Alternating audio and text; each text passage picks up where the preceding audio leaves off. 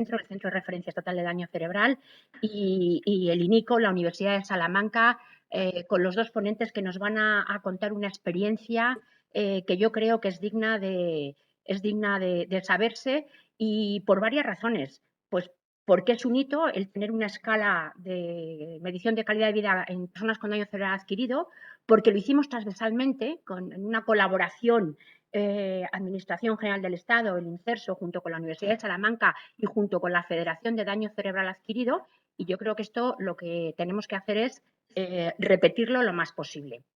Yo no me enrollo más, luego os despediré, pero estoy con vosotros.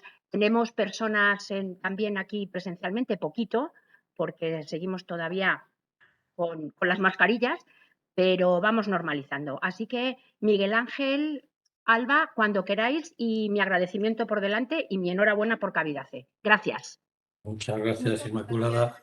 Antes de Bueno, que se despida, sí que necesitamos que para poder compartir la aquí. presentación nos hagas organizadores, me hagas organizadora, porque ahora mismo no me deja. Sí, les voy comentando mientras, porque voy a iniciar yo, pero luego va a continuar Alba. Yo tengo a las 11:30 me han puesto un proyecto de investigación también europeo que no puedo faltar, y a 1:30 me tendré que pasar a otra reunión, pero continuará Alba, ¿no? Yo hago la primera parte, un poco de presentación. Una vez que que pueda colgar Alba el PowerPoint, comenzamos. Y empiezo yo y luego ya continuará ella con cualquier, eh, vamos, en la presentación, y luego atendiendo a cualquier pregunta o comentario que veáis oportuno. Bien, ahí está. Bien. No sé cómo puedo hacerlo. ¿Me puedes dar la pantalla completa ahí a lo mejor? Sí, ¿lo veis Ahí ya? está. Sí, se ve, yo lo veo muy bien, por lo menos. Genial. Vale, bueno, voy a empezar entonces, ¿no? La escala Cavidad es la primera escala que hay a nivel internacional también sobre el modelo de calidad de vida multidimensional que desarrollamos Salok y yo durante muchos años, para evaluar calidad de vida en personas, específicamente en personas con daño cerebral, y construida con enfoques cualitativos y cuantitativos que luego comentará Alba, para dar lugar a una escala psicométricamente válida que te permita tomar decisiones clínicas comparativas de los avances en la persona, de la situación de su calidad de vida, también poder trabajar con datos agrupados, ¿no? Bueno, en la siguiente transparencia, Alba, digamos que los contenidos un poco de la presentación son los que veis ahí. Primero hablo yo este primer punto, pasado, presente y futuro, y qué estamos haciendo para dar a conocer a quien tiene interés en daño cerebral también en qué investigación estamos actualmente. Y luego ya entramos directamente en lo que la presentación de Inma ha hecho, la calidad de vida, el cómo entendemos la calidad de vida, lo que ha consistido la escala, qué usos se pueden hacer de ella. Y entonces, bueno, el primer punto, que es el de pasado, presente y futuro y nuevos horizontes en la investigación, lo que hago es presentaros en primer lugar un poco quiénes somos, quienes no nos conozcáis, aunque hoy es ya muy conocido. El INICO lleva desde el año 96, digamos, o sea, 26 años, en realidad un poco más, pero 26 oficialmente, como el único instituto creado en España para investigar y dar formación, digamos, de posgrado y experta un poco sobre discapacidad en España, ¿no? No hay otro instituto oficial dedicado a este tema y con esos enfoques biopsicosociales, ¿no? Entonces somos unos 35 profesores, un poco más, ¿eh? Y luego unas 20-25 personas contratados, depende del momento. Son un núcleo potente en el que hay, digamos, distintas perspectivas. Ya tenemos acumulado como actividad científica mucha experiencia en estos años. En la siguiente diapositiva veis cómo hay ya un número muy alto de publicaciones científicas realizadas por todos los miembros. Es un sumatorio, ¿no? Y una participación activa sobre congresos, conferencias, incluida la época de la pandemia, aunque era todo online también, ¿verdad? No cerramos lógicamente y mantuvimos una actividad redoblada con actividades online, que hoy hacemos muchas como esta también, ¿no? Fijaros que hay un número alto también de proyectos de investigación y luego algún ejemplo en que hoy en día ya hay mucho más datos. Eso de tesis doctoral 78, pues en realidad hay más de 100 ya. Solo en mi caso he dirigido 44. Cristina, otra profesora, más de 50. Es decir, que tenemos en total un número alto de mayor ya que esos datos que habéis ahí, solo un poco para reflejar con datos la actividad real del instituto. Pero el instituto, para que le conozcáis, que no lo conocéis, tiene una serie de líneas de investigación que son las que veis ahí.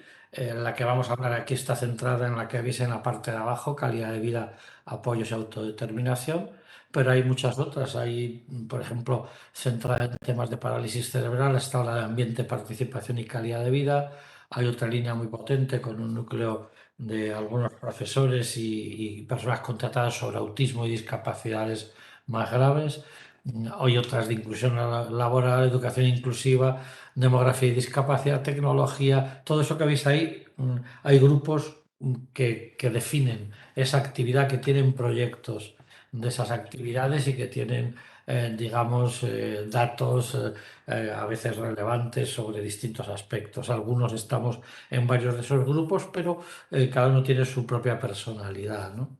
Ya os digo que aquí lo que nos centramos es lógicamente en el tema de calidad de vida. Pero yo quería comentaros, aparte de que Alba luego vaya a comentar el tema concreto de cavidad, y yo os acompaño hasta las 11:30 que paso a la otra reunión, yo quiero, para que sepáis un poco lo que estamos haciendo ahora, ¿no? La cavidad empezamos ya hace 5 años, pero vuelve se ha salido la presentación, Alba, se Sí, ha no sé ido. qué pasa. Vuélvela a compartir si puedes para...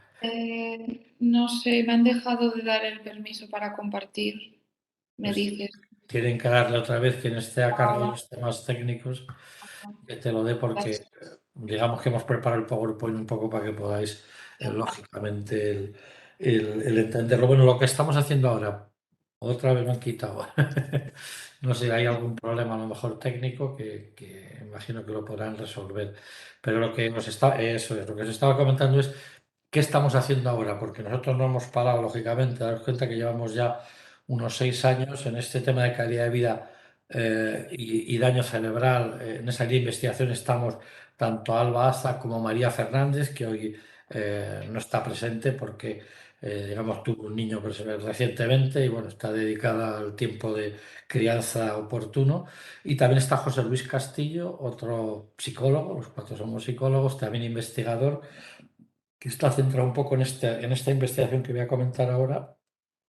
Y os lo comento un poco para dar conocimiento y si alguien en su momento ve oportuno colaborar, pues para saber que es en la línea que estamos trabajando, posterior un poco al desarrollo de la cavidad C y del autoinforme de cavidad C, que fue un segundo nivel de la investigación, ¿no?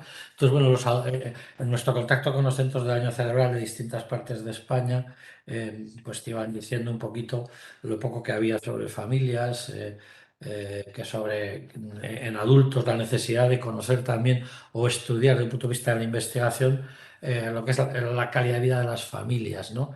Cómo repercutía el miembro con daño cerebral en la vida familiar, cuáles eran sus principales necesidades o demandas, qué debemos atender las organizaciones sociales, los profesionales o los centros como el CEADAC, a qué tienes que, digamos, prestar atención, ¿no?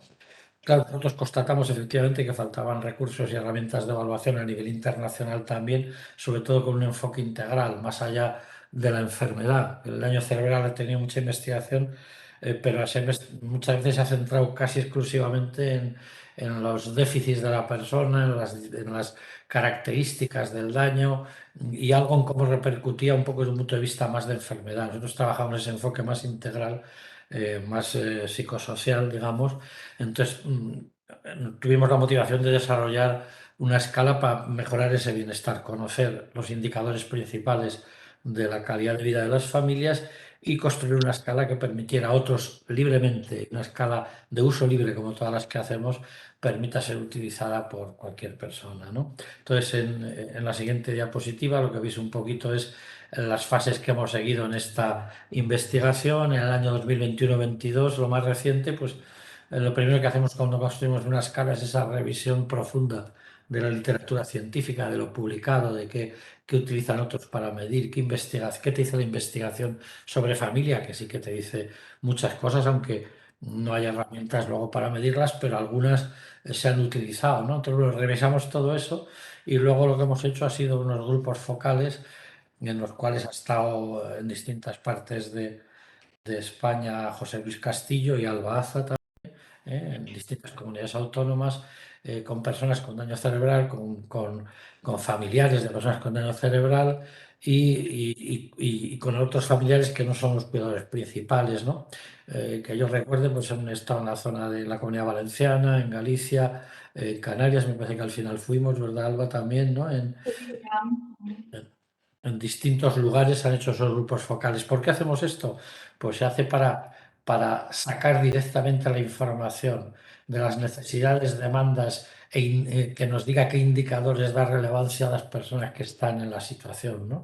Eso junto a los indicadores que ya la investigación nos dice, ¿no? Esas son las dos fases que hemos realizado hasta ahora y ahora estamos en la siguiente transparencia, se ve un poco en este 2022-2023 en que estamos ya iniciando y planificando. Estamos analizando, lógicamente, todo lo que ha salido de los grupos focales. Todo eso lo publicamos luego en revistas internacionales de impacto. Toda esta investigación la estamos haciendo sobre todo con la Federación de Daño Cerebral.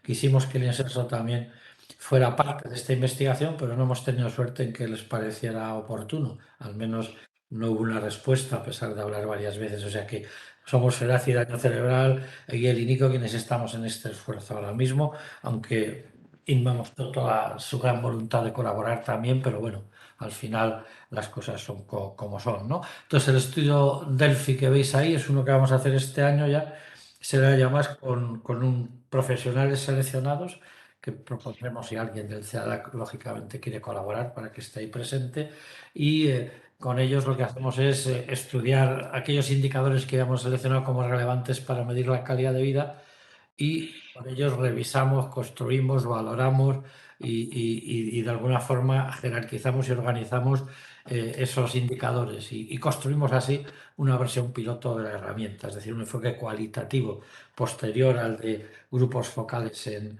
distintas zonas, ya con profesionales, y con eso sacaremos una versión piloto y a partir de ahí construiremos la herramienta cuya finalidad es hacer una aplicación experimental a familias en toda España y valorar la calidad psicométrica, obtener la versión definitiva de la escala y al final publicarla libre de costos económicos desde el propio instituto, ¿no? Eso es lo que estamos haciendo y eso es a lo que aquellos que queráis o tengáis interés en su momento, al final de la presentación de Alba ponemos la dirección de José Luis, que es el que se está encargando de coordinar, José Luis Castillo, esta investigación, aunque estamos todo el equipo colaborando, Alba, María y yo, y desarrollando un poco la investigación, ¿no?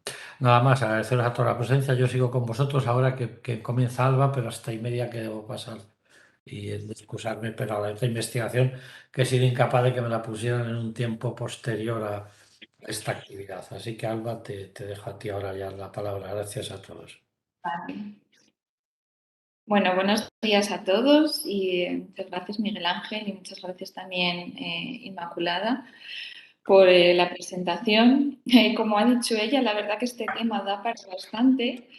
Entonces, bueno, lo vamos a intentar hacer de la manera más simple posible, pero que nos permita abordar todos los conceptos importantes que os queremos comentar.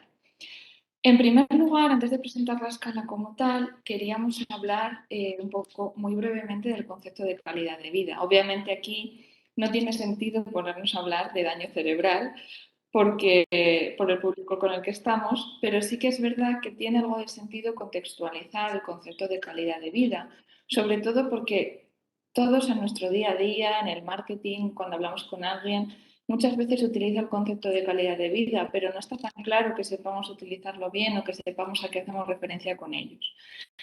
Es cierto que este concepto, el concepto de calidad de vida, nosotros en el instituto, y como decía Miguel Ángel, ha sido posiblemente una de las líneas principales de investigación del INICO y que se ha aplicado en diferentes ámbitos de la discapacidad. Entonces, lo interesante del marco y del modelo de Sherlock y Verdugo, que vamos a ver ahora muy brevemente, es que permite establecer una serie de apoyos y una serie de prácticas organizacionales que mejoren precisamente el funcionamiento, el bienestar y las condiciones de vida de las personas que participan o que forman parte de esas organizaciones. ¿Y de qué hablamos? ¿De qué nos referimos por fin cuando decimos calidad de vida? Pues bueno, lo podemos considerar un estado de bienestar personal que cumple una serie de características, que tiene varias dimensiones, que tiene propiedades que son universales, pero también cuestiones que varían de una cultura a otra, que tiene componentes objetivos, es decir, iguales para todos, pero también componentes subjetivos que dependen de la interpretación que hagamos nosotros mismos, y que está afectado, que mejora o empeora, o que se ve afectado en general por características del ambiente y características de la persona, así como de cómo interaccionan unos con otros. Con este concepto en mente, una de las formas más fáciles, creo, de comprenderlo es haciendo referencia, de comprender lo que abarca, es haciendo referencia al carácter multidimensional. Y aquí tenemos muy brevemente para presentar las 8 dimensiones que abarcan dentro del modelo de Salop y Verdugo de calidad de vida, que sería el bienestar emocional, las relaciones interpersonales, haciendo referencia no solamente al número de relaciones que tenemos sociales, sino a la calidad que tienen esas relaciones, al bienestar material, que hace referencia a aspectos básicos como la vivienda o el trabajo, pero también hace referencia aquí a un aspecto subjetivo de qué considera cada uno, ¿no? Como su bienestar material o qué considera tener bienestar material va a variar de una persona u otra. El desarrollo personal, que hace referencia a aprender, a tener conocimientos, afín a realizarse personalmente. El bienestar físico, que no necesita ninguna explicación, pues sabemos a todos a lo que se refiere. La autodeterminación, que posiblemente dentro de estas 8 dimensiones ocupa un aspecto bastante central, puesto que al final está haciendo referencia a la capacidad que tenemos de elegir lo que queremos en nuestra vida. La inclusión social, o cómo la persona participa y se incluye dentro de la comunidad. Y los derechos. Los derechos suele ser un aspecto eternamente abandonado en otros modelos de calidad de vida y nos parece muy importante resaltar su importancia, puesto que cada vez desde las convenciones de derechos humanos se luchan más precisamente por el reconocimiento de los derechos de las personas con discapacidad. Esto sería un poco hasta ahora, como os he dicho muy brevemente, una introducción al modelo de calidad de vida que podría aplicarse para cualquier otra discapacidad, pero ahora nos vamos ya a ir centrando en la calidad de vida en el daño cerebral.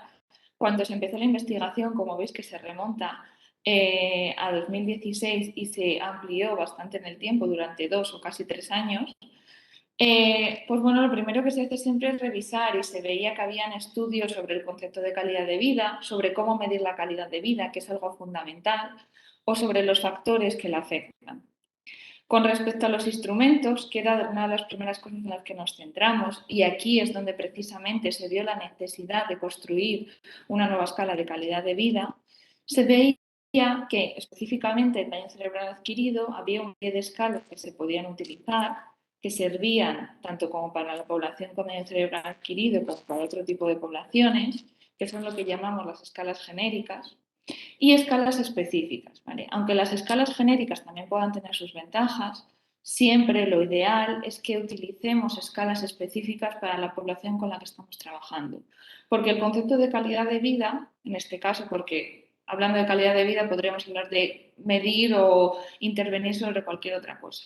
La calidad de vida, cómo se mide la calidad de vida, no va a ser lo mismo en una población u otra. No va a ser lo mismo en una persona que en otra, pero disponer de ese instrumento que esté adaptado a esa población nos parecía fundamental de cara al cambio organizacional, de cara a las prácticas que se hacían desde las organizaciones.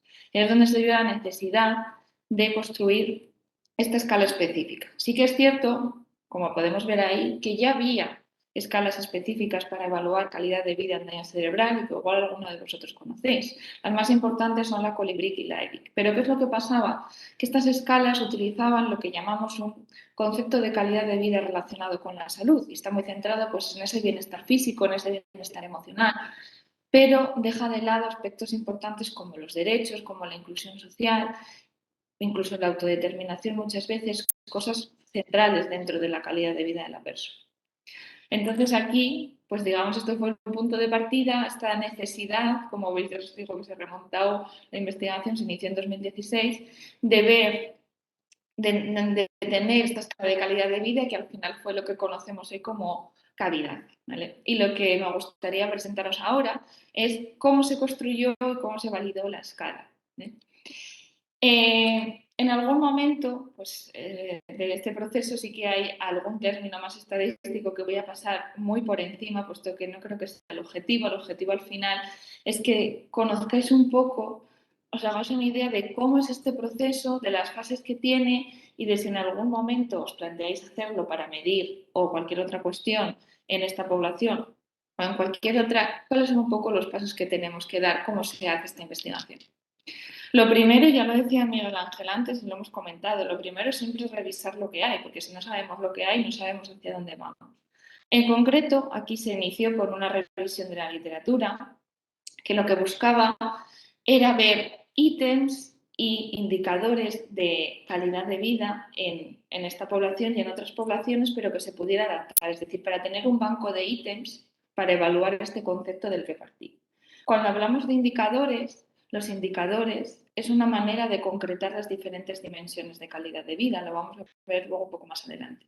Por un lado tenemos las 8 dimensiones, pero cada una de las dimensiones tiene una serie de indicadores, que es la manera de concretar esa dimensión en una población en concreto.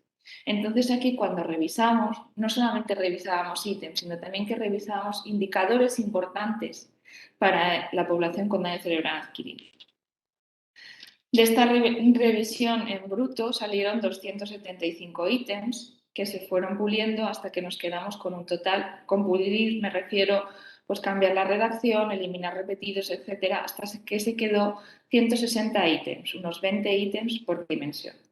Este proceso, esta parte, fue simplemente dentro de nuestro núcleo de investigación, pero luego, y aquí es la parte más necesaria para nosotros como investigadores de la universidad, es contactar con todos los centros, con todos los recursos que dan atención directa, porque nos van a dar la visión que necesitamos complementar y para tener unos buenos resultados y queremos que luego ellos sean quienes los utilicen y les sean de utilidad. Si lo hacemos nosotros y luego se la enseñamos, posiblemente falten cosas que a nosotros se nos escapan, ¿eh? Entonces esto es muy importante porque en las siguientes fases su implicación fue fundamental, así como en esta y en otras investigaciones.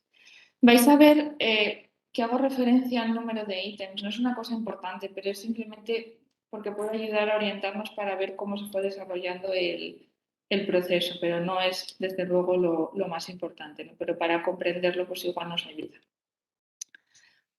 El siguiente paso fue realizar un grupo de discusión. Fue un grupo de discusión muy breve, un contacto inicial con estos profesionales para decirle, mira, estos son los 160 ítems, ¿qué os parece? ¿Cómo los valoráis? ¿Os parecen importantes?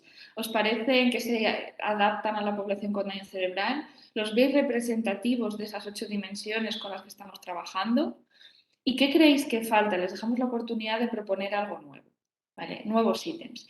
Como digo, esto fue muy breve, muy rápido, fue una reunión, un grupo de discusión, porque lo que venía a continuación, ¿vale? Dentro del proceso de construcción, era realmente lo más importante de este proceso, ¿no? El Delphi, que es lo que vamos a explicar ahora.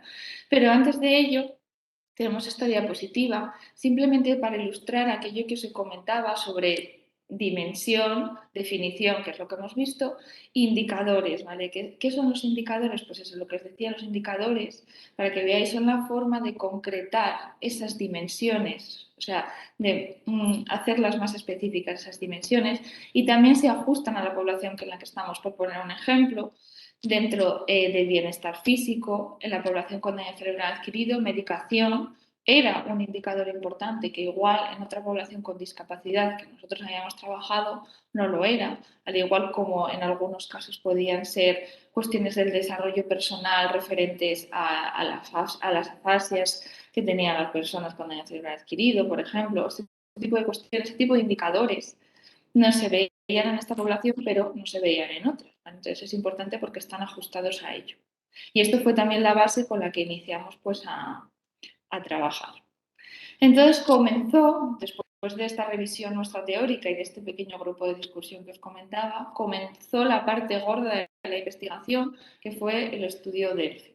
¿Vale? Para los que no conozcáis, y no voy a entrar aquí en metodología, un estudio Delphi simplemente tiene el objetivo de juntar a una serie de expertos, en este caso eran profesionales que atendían directamente a población con daño cerebral adquirido, para que lleguen a un consenso sobre un tema determinado.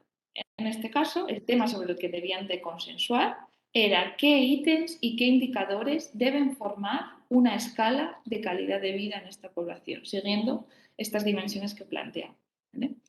El Delphi tiene varias características importantes, como que los jueces entre ellos no saben quiénes son, se mantiene el anonimato, se deben dar feedback unos a otros. Cuando veamos las rondas vais a ver un poco qué es esto del Delphi, cómo funciona. ¿Vale? Y otra cuestión muy importante que tiene el Delphi es que los participantes, estos expertos, sean lo más heterogéneos posibles. ¿Vale? De nada nos sirve si todos los participantes fueran médicos, o todos fueran psicólogos, o todos fueran mujeres, o todos fueran del mismo centro, porque esto sería tan homogéneo que igual nos daría una versión muy reducida de esta realidad. Entonces, por eso, y aquí lo que tenéis para que os hagáis esa idea de heterogeneidad, de equilibrio entre el género, de equilibrio entre las profesiones, aunque sí que veis que había una prevalencia de psicólogos, y de distintas procedencias dentro de las comunidades autónomas y dentro de los centros, aunque el CEADAC en este caso fue el que nos aportó este grueso de profesional, pero también había de otras asociaciones vinculadas a CEDAC. En este caso, el estudio Delphi tuvo 4 rondas. ¿Vale? Los estudios Delphi se desarrollan por rondas. Para que os hagáis una idea, no hay un número fijo de rondas, pero normalmente suelen ser 3. Y en este caso llegó a ser 4 rondas. Esto nos da una idea de la exhaustividad que llegó a tener esta investigación, de cara luego a valorar el buen resultado que se obtuvo. ¿Qué es lo que se hace en las diferentes rondas? Se van evaluando diferentes cuestiones que voy a intentar explicaros de la manera más sencilla posible y no hacernos demasiado lío con los números, ¿no? Pero para entenderlo. En la primera ronda se evaluaban todos los ítems que teníamos, estos 173 ítems que se habían construido, ¿no? Que se habían obtenido.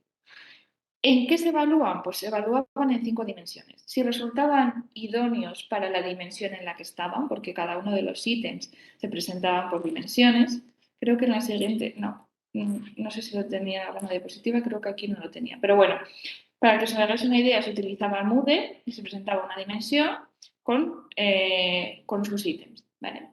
Entonces, debían de valorar si eran idóneos en una escala del 1 al 5, si eran importantes para la población con daño cerebral adquirido, si los consideraban observables y además fáciles o difíciles de contestar, ¿vale? Como veis, nos interesa que al ser esta una escala que en un primer momento se pensó para que, y está hecha para que la conteste un profesional, para que la conteste un familiar, una persona que conoce a la persona con daño cerebral adquirido, nos interesa que sea observable la cuestión, porque si no es difícil de responder. Luego entraremos en este conflicto de autoinforme sí, autoinforme no, heteroinforme sí. Pero aquí en este momento estaba pensado para que lo contestara sobre todo profesionales. Entonces debe ser observable. Y además debe ser sensible en cuanto a que sea estable sobre lo que nos está informando. Entonces se cogían estos 5 criterios, se presentaban estos 173 ítems. Como veis, pobres, si alguno nos está escuchando, los que participaron en el Delphi tuvieron bastante trabajo. Y estos profesionales debían de responder. ¿Qué sucede? Consideramos como criterio, pues ya esto si no se considera como criterio un poco la literatura científica, que se debe obtener una media mayor o igual a 3 y una desviación típica menor de 1,5. Esto, pues para que sea un criterio de acuerdo, digamos. Ese criterio lo pasaron 97 ítems, que son los que tenéis ahí, que están marcados como válidos. Hubo otros que no pasaban este criterio y además se les dijo a los profesionales, queremos que nos propongáis ítems nuevos. ¿Qué falta aquí? Queremos que nos digáis. Y fueron bastante creativos y nos propusieron hasta 137. Esto es para que veáis, sé que se ve fatal por el tamaño que tiene, pero para que veáis un poco los datos que tenía, cómo manejábamos nosotros estos datos. ¿Vale? Pues los 5 criterios por las dimensiones, los que pasaban este criterio los he dicho, lo pasaban y los que no, pues se eliminan. Es que vendemos los viajes de 8 o 10 días. Dije yo, no, 8, hay una persona, Elisa. ¿Quién dijo eso? Estamos ahora. Ya está. Vale. En la segunda ronda se evaluaban estos 137 ítems nuevos que nos habían propuesto. ¿Vale? ¿Qué es lo que sucede? Que cada profesional proponía sus ítems, pero puede ser que los otros no estuvieran de acuerdo. Entonces ahora todos debían valorar estos ítems nuevos y debían de decir si es válido o no. Para que se considerara nosotros que estaban de acuerdo, al menos 12 de los 14 expertos que participaron en el Delphi debían de decir que era válido. ¿Vale? Como veis, finalmente pasaron a este criterio 35 de los 137 ítems. Aquí es como se les presentaba, ¿vale? Pues se les presentaba la dimensión, se les presentaban los ítems y tenían que decir si era válido o no era válido. Y como veis, pasaron a este criterio, como os decía antes, 35 de los 137. Hay dimensiones que siempre son más fáciles de evaluar, que está más claro, como veis aquí la autodeterminación, y hay más acuerdo, pasan más ítems, y hay otras, como puede ser el bienestar emocional, pues que hay más dificultades. A veces, y lo vamos a ver después, hasta qué punto un ítem forma parte de una dimensión u otra puede ser un poco confuso. Y diréis, bueno, no es importante. Y sí que realmente es muy importante tener claro dónde está ese ítem. Si luego queremos utilizar las dimensiones para evaluarlas, para que estén bien construidas y en nuestra práctica diaria las podéis utilizar para aplicar la escala y para detectar en qué áreas, concretamente en esta sería el bienestar emocional, la persona está peor o en qué áreas está mejor. En la tercera ronda, lo que hicimos fue detenernos sobre esos que en la primera ronda habían sido no válidos. Si os acordáis, en la primera ronda habían pasado 97 y 76 habían quedado fuera de ese criterio. ¿Qué es lo que sucede? Hasta ahora se ha utilizado un criterio cuantitativo, es decir, es como que habían evaluado si sí, si no, una escala, pero no había habido chicha, no había habido casi interacción o feedback entre ellos, o sea, no habían dado sus argumentos, porque eso es lo interesante de un Delphi, esa parte cualitativa. Y aquí es donde entra esta y nos volvimos todos un poco locos. ¿Por qué digo esto? Porque, bueno, sobre estos 76 ítems se les hizo discutir sobre ellos y en un foro de discusión hablar. Pues uno decía, dale, sí, creo que este debería haberse quedado en la escala y lo hemos eliminado por esto, por esto y por esto. Nosotros, como investigadores, nuestro papel era mediar, tener en cuenta que era anónimo, no sabían ellos, porque esto podría interferir un montón. Si realmente hay una persona que puede ser considerada como una gran eminencia dentro del campo, o alguien que conocemos, o alguien que no conocemos para bien, que estas cosas también puede pasar, pues bueno, no sé cómo, pero no podíamos controlar cómo puede afectar eso, por eso debe ser anónimo. Entonces discutían de manera anónima con un nick en un foro de Moodle y nosotros como investigadores mediábamos para un poco conseguir llegar a este acuerdo final. ¿Qué sucedió? Que de esos 76 se consiguieron rescatar, digo rescatar porque ya habían sido considerados no válidos, rescatamos 26. Aquí para que veáis un poco y se plasma bastante bien el tema de no siempre está claro si estamos en una dimensión u otra, ¿vale? Hay ítems que se rescataron, pero no se mantuvieron tal cual, sino que puede ser que se reformularan. Por ejemplo, tenemos el 24. Muestra emociones y sentimientos de manera apropiada. Es un ítem de la dimensión de bienestar emocional que se reformuló. No nos parecía bien el término que es apropiado en la emoción. No está muy claro, ¿no? Como profesionales lo podemos saber. Entonces se reformuló a muestra emociones y sentimientos adecuados y proporcionados al momento y la situación. ¿Vale? Esto nos parecía que estaba dando más información. Entonces se reformuló de esta forma. Otras veces se cambiaba de dimensión, por ejemplo. En el primer caso, el ítem se muestra satisfecho con el rol social y familiar que se desempeña. Al poner satisfecho, se había ubicado en bienestar emocional, pero los profesionales nos dijeron, bueno, bienestar emocional no es tanto, porque se muestra satisfecho con qué. O sea, ¿qué es lo importante aquí? El rol que desempeña. Y el rol es una cuestión de inclusión social. Pero como veis, dentro de estos que se rescataron, se aportaban cambios, que bien podía ser de una dimensión a otra, o reformulaciones. Y también hubo otros ítems pues, que directamente se eliminaron. Ya estaban eliminados y se mantuvieron así como estaban. La última ronda del Delphi es posiblemente una de las rondas que podríamos decir más complementarias si nos comparamos con otras investigaciones que se hacen desarrollando estudios Delphi, si alguno tenéis experiencia o lo habéis desarrollado o lo queréis desarrollar. Esta cuarta ronda fue como un plus, digamos. Hasta aquí hubiéramos podido llegar. Pero ¿qué es lo que pasaba? que teníamos estos ítems de la segunda ronda que habíamos rescatado y estos ítems de la tercera ronda, que si os acordáis, perdón, los ítems de la segunda ronda, que eran los ítems nuevos, y los ítems de la tercera ronda, que eran estos que habíamos rescatado. ¿Qué es lo que pasaba? Que bien, habían pasado un proceso de filtro, pero estos ítems no habían respondido a estos criterios de idoneidad, importancia, observabilidad, sensibilidad y dificultad que habían pasado la primera. Entonces, estaban como un poco en desventaja, digamos. Y lo que se hizo fue que volvieran a contestar sobre estos ítems nuevos utilizando estos 5 criterios nuevamente. Entonces, ¿qué es lo que hicieron?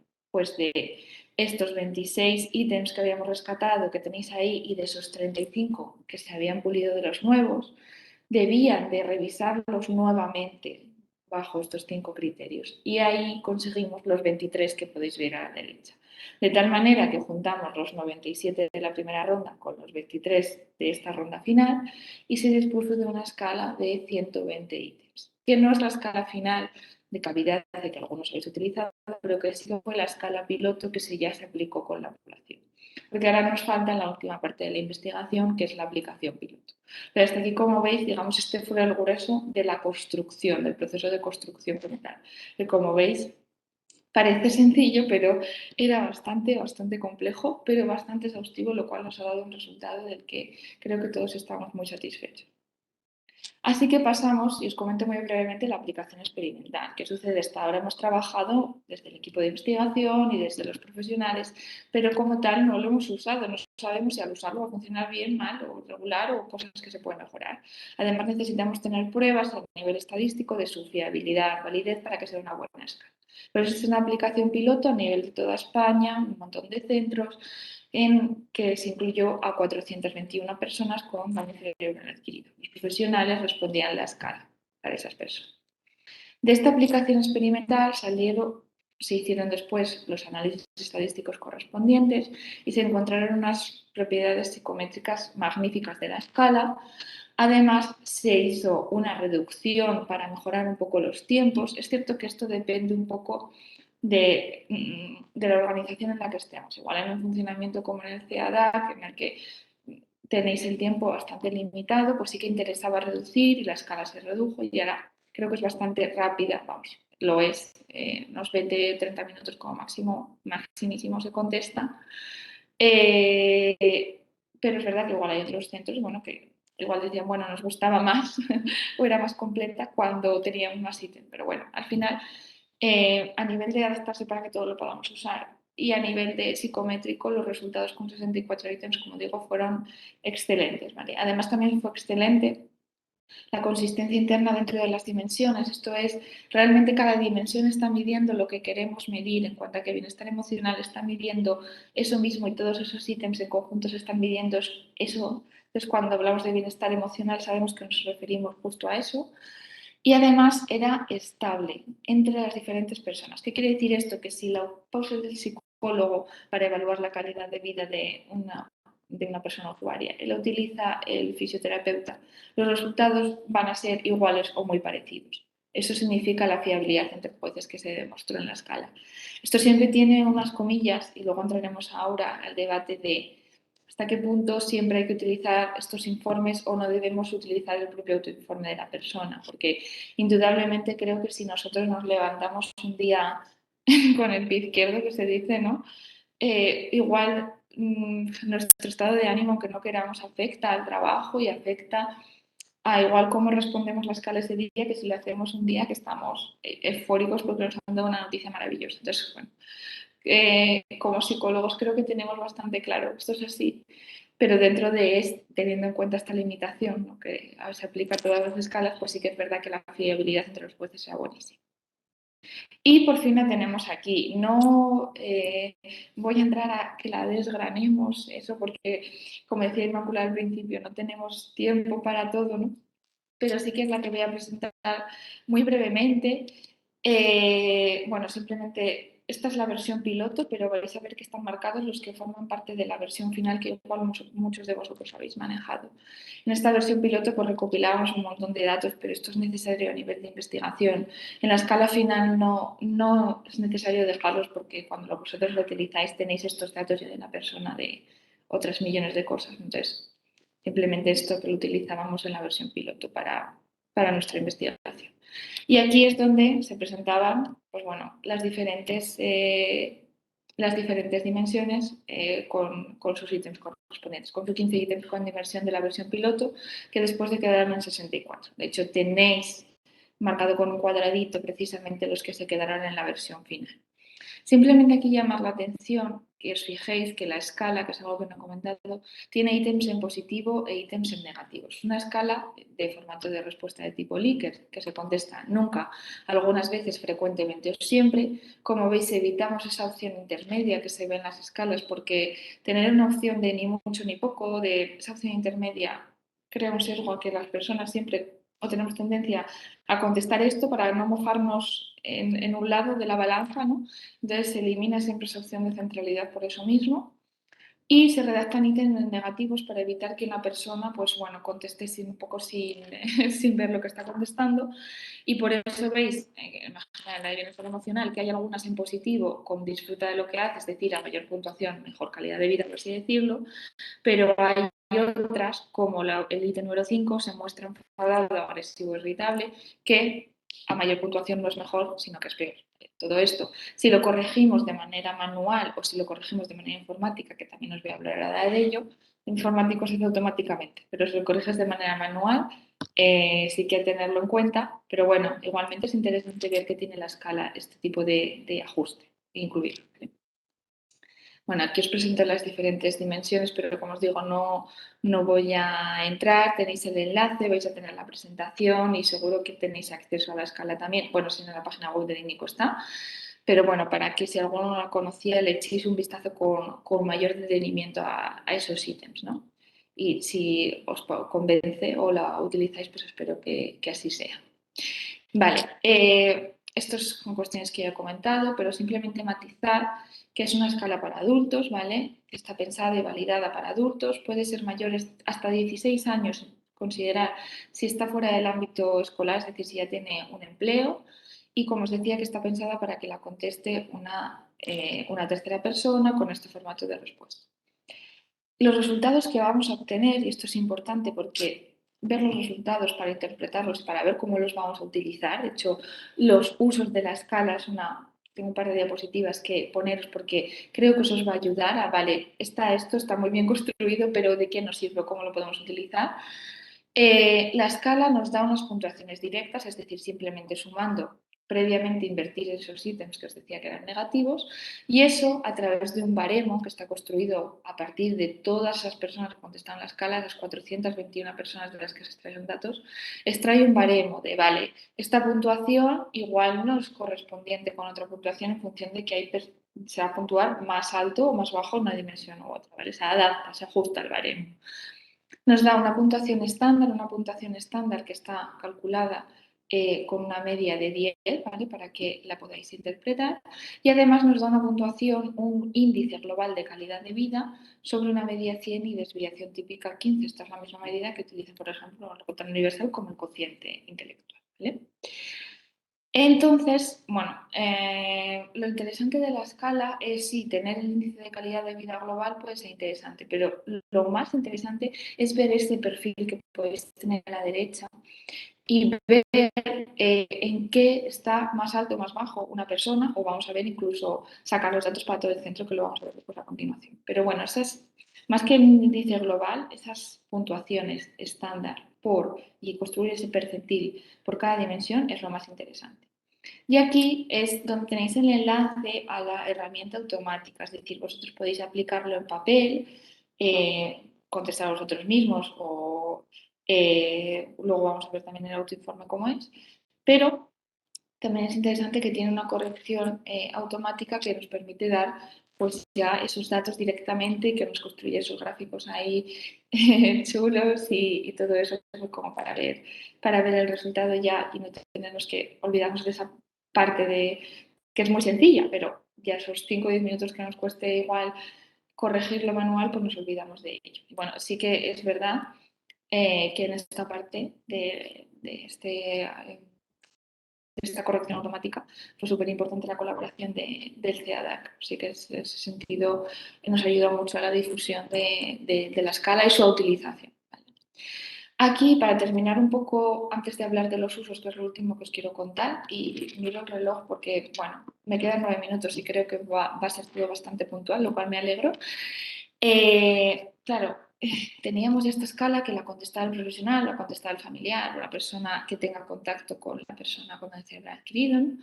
Pero nos faltaba una cosa muy importante, es que hablamos de que dentro de la calidad de vida es tan importante la autodeterminación y que lo conteste otro siempre sobre su calidad de vida, nos falta ese autoinforme. Claro, y aquí nos chocábamos con, vale, es que los niveles de anosognosia que tiene esta población pues sí que son bastante limitantes en los autoinformes o los déficits atencionales, le cuesta mucho contestar una escala por ellos mismos, sí, pero lo necesitamos, tiene que estar la posibilidad porque igual en algunos casos posiblemente para grandes afectaciones, todos sabemos que hay casos en los que no va a ser posible, pero hay muchos otros casos, muchísimos, en los que tener un autoinforme era fundamental porque no hay concordancia muchas veces entre lo que dice la persona y lo que dice un informador externo y aun manteniendo niveles de falta de conciencia de déficit me parecía súper importante el autoinforme.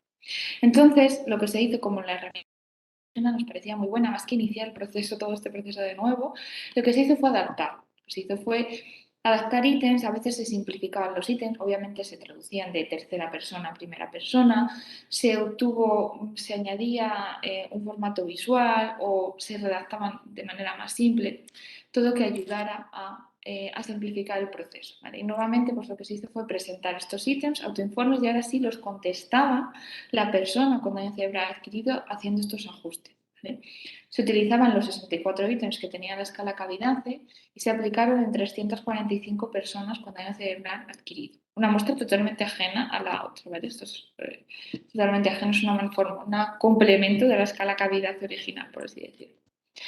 Y bueno, aquí lo que se vio, pues aparte de, y esto no vamos a entrar, muy buenas propiedades psicométricas nuevamente, sí que se redujo la escala de 64 a 40 ítems por este tema de la fatiga que tenía la persona. Es decir, 64 no es que fuera una escala extensa ni muchísimo menos, pero si lo conseguíamos reducir y manteniendo, incluso mejorando a veces las propiedades, porque había ítems que igual en primera persona no funcionaban tan bien, obteníamos un resultado que creíamos que era más sencillo y el autoinforme ha funcionado muy bien aplicándolo cuando lo aplica la propia persona. Nos parecía bastante interesante. Como se adelantaba antes, ya hasta aquí habíamos llegado con dónde se quedó la escala Cavidance y aunque la investigación ha seguido, como ha dicho Miguel Ángel, no quería dejar de terminar la presentación sin hablar de los usos para que vayamos un poco, para dar nuevas ideas, ¿no? De para qué se puede utilizar la escala. A nosotros nos gusta estructurarlo, estos usos, siguiendo una teoría de sistemas que habla del ámbito individual o el microsistema, del ámbito organizacional y de lo que es ya más el ámbito comunitario, el ámbito social. ¿Qué pasa? A nivel individual nos puede servir para valorar lo eficaz que es una intervención. Es decir, yo evalúo, y vamos a ver luego algún gráfico, la calidad de vida antes de una intervención en una persona en concreta y después, y veo si esa intervención estaba enfocada en alguna de las dimensiones, cómo afecta o no. De hecho, y aquí hay una cosa muy interesante que conozcáis cuando os cuento esto de los usos. Hay un centro Alento en Vigo en el que decidieron ajustar, bueno, las 4 horas tradicionales de atención que se daba a las 8 dimensiones de modelo de calidad de vida. Estuvimos viendo cómo lo hacían. Es verdad que al principio había cosas que decían, hay cosas que nos cuesta mucho, porque ¿dónde metemos algunas dimensiones? Por ejemplo, no sé, derechos o autodeterminación, estaban todo, pero no estaba en nada. Entonces, no había como un área tradicional correspondiente con esa dimensión. Nos costó ajustar el funcionamiento del centro, pero lo estaban en ello y la verdad que estaba funcionando muy bien y nos pareció, cuando lo vimos, súper chulo, nos hizo mucha ilusión y que el centro estaba funcionando muy bien con esos ajustes, ¿no? Entonces, bueno, pero no hace falta irnos a ese gran cambio organizacional para utilizar la escala, por supuesto, pero simplemente a modo de curiosidad, ¿no? O de ejemplo. También para elaborar, para comparar los datos de una persona con datos generales del centro o incluso para comprobar la calidad de vida de una persona, cómo evoluciona. Esto es, yo creo, posiblemente el uso más frecuente que creo que hagáis es cuando se aplica la escala de calidad de vida una vez al año dentro del plan que se hace de la persona, pues para ver cómo ha mejorado, cómo pues, ha empeorado en algo, ver si tiene que hacer algún ajuste, ¿vale? A nivel organizacional, pues si calculamos los datos de todas las personas de nuestra organización de calidad de vida, igual nos hace, oye, igual en esta dimensión nosotros estamos peor, deberíamos de hacer más en esto en concreto. Lo estamos viendo ahí, ¿no? Y yendo un paso más allá, y esto es bastante más complejo, a nivel de políticas públicas sí que nos puede servir si tenemos datos de varios centros, de decir, bueno, es que en general en los centros vemos que no se trabaja también sobre esto, igual es que hay algo a nivel de la política pública, hay algo que podemos hacer, hay algo que se necesita que no estamos haciendo. Entonces, como esta manera de reivindicación es un instrumento para aportar datos para dar un paso más allá. Pero bueno, posiblemente nos quedemos más en los dos primeros pasos, en el uso más cotidiano. Aquí simplemente es para que veáis un ejemplo ilustrado de lo que os he estado diciendo.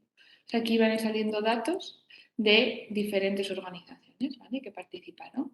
Entonces veis cómo se van situando el perfil de cada una de las organizaciones, ¿vale? Y eso, lo que tenéis ahí, digamos, es la línea roja, la media, ¿vale? Entonces, una vez que calculamos la media, yo puedo ver, vale, en general, todas las entidades están peor en relaciones interpersonales, desarrollo personal e inclusión social. Y además puedo ver si mi organización, mi entidad está mejor o peor en una cuestión u otra sobre la media.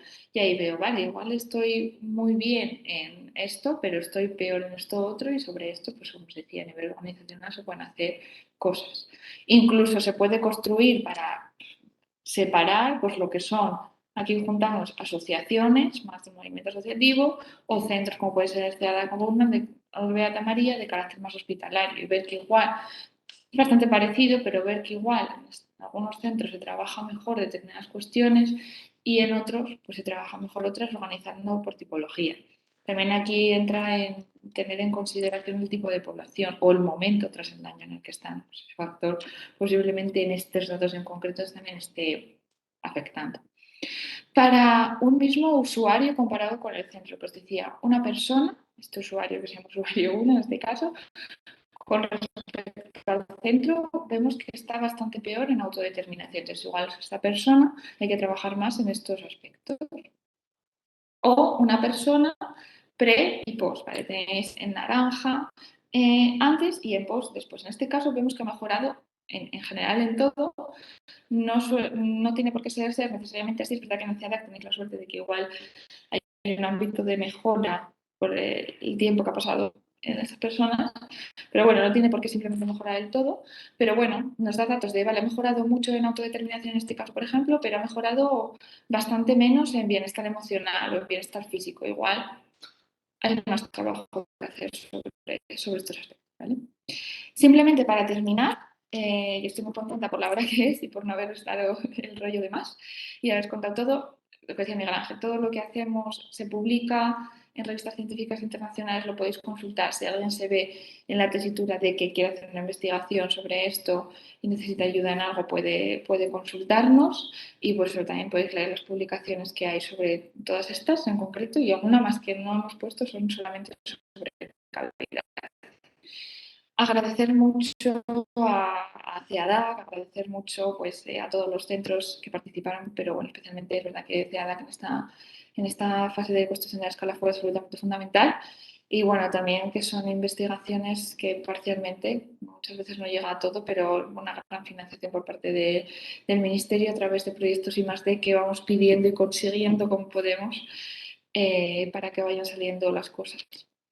Y nada, todos, fijaos, estos centros que colaboraron en diferentes fases de la investigación. Y nada, muchas gracias. Ahí lo que os dejo es el correo de José Luis, porque José Luis, lo ha dicho Miguel Ángel antes, era la persona que se está encargando de esta nueva investigación con familias, de la que inicialmente os habló Miguel Ángel. Entonces, si alguno tiene interés en colaborar, participar en este estudio Delphi que se va a hacer ahora precisamente sobre la calidad de vida familiar, pues nosotros encantadísimos de recibir vuestra ayuda porque es necesaria y creo que luego nos podemos beneficiar todos. Así que muchas gracias. No sé si hay alguna duda, tenemos tiempo para alguna duda o lo tenéis eso planeado o si no nos pueden escribir como...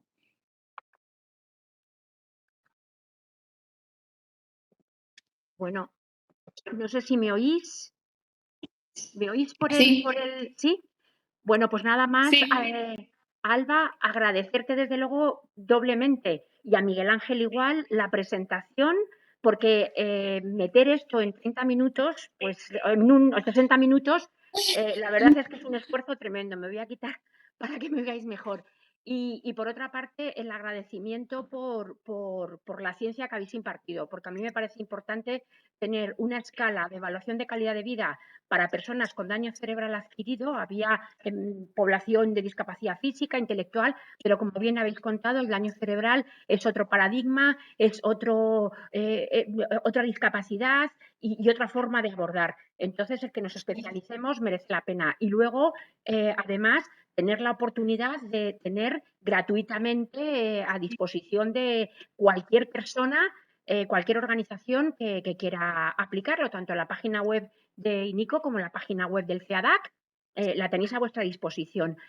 Yo creo que tenemos, si alguien tiene alguna pregunta, Silvia, aquí yo creo que os la voy a pedir que venga para acá porque creo que te vamos a aprovechar, Alba.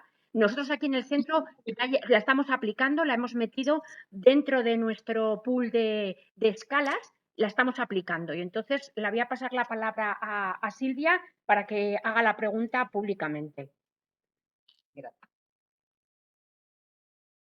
Bueno, pues yo tenía dos dudas que se me generan con la escala. Una de ellas es relacionado con uno de los ítems de relaciones interpersonales que dice tengo amigos o amigas con las que me relaciono con frecuencia. Entonces, cuando la respuesta es sí, hay que volver a repetir. Pero, ¿con qué frecuencia? Algunas veces, frecuentemente, es como que la respuesta ya está incluida en el Ya. enunciado del ítem.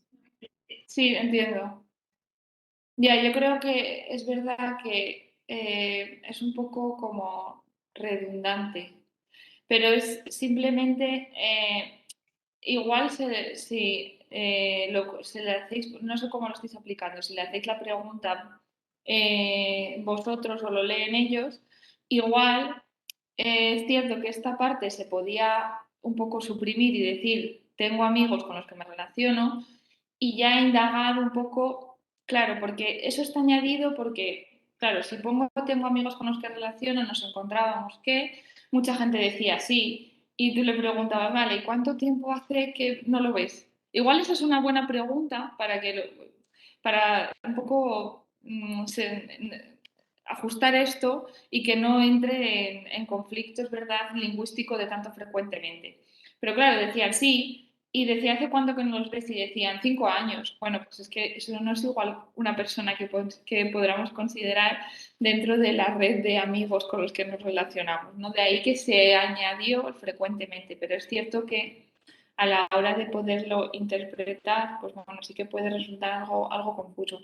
Entonces, en ese caso, si veis que puede resultar confuso, yo creo que el ajuste sería, si lo estáis leyendo, quitarlo y un poco indagar o hacer esa explicación adicional, porque sí que es verdad que se mantuvo por eso que te digo, para que no pasara eso en la respuesta. Vale, muchas gracias.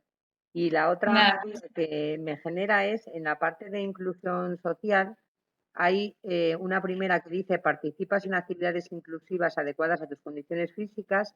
Entonces, luego, la última vuelve a incidir, participas en actividades inclusivas que te interesan. Entonces, eso también supone, la mayoría de las respuestas a la primera es un no, y luego es como que vuelves a incidir en algo que ya como has preguntado. No sé cómo decirte. No sé si me he explicado bien. Sí, es que ahora a ver si lo veo porque de memoria no lo recuerdo ahora mismo. Pues en principio preguntas si participas en actividades inclusivas adaptadas a tus necesidades, y la última es si participas en actividades inclusivas que te interesan. Perdón, estoy en la autoencuesta. Autodeterminación. Sí, en el apartado inclusión social, en el apartado Inclusión social, sí, pero que estás en el autoinforme, quieres en el decir, ¿no? autoinforme, sí. Vale. Es que a ver si lo leía.